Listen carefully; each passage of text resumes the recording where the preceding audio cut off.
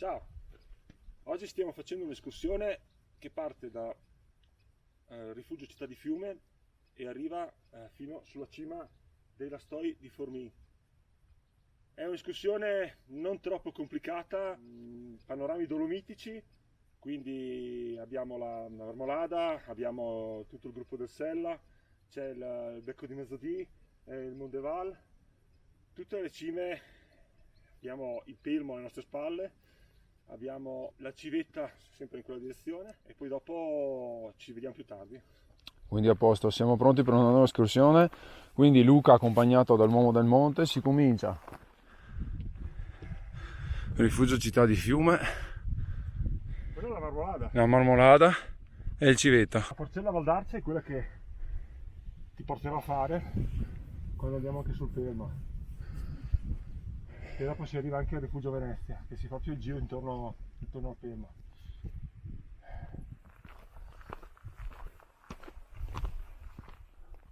Allora, se avessimo fatto il Giao saremmo venuti giù di là, mentre noi adesso andiamo su di là. La vedi l'altra gola là? Sì, Noi andiamo su da là. ok.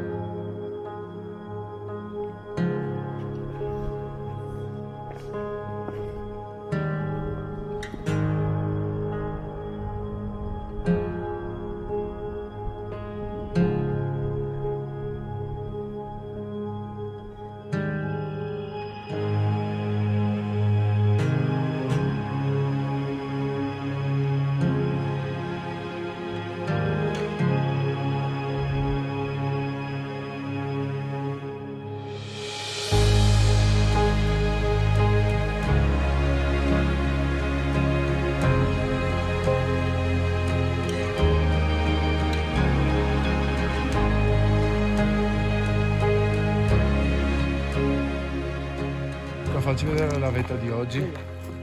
Quelli sono i Lastoi di Formì. Ecco, quella è stata la vetta che abbiamo fatto Noi oggi. siamo arrivati là sopra.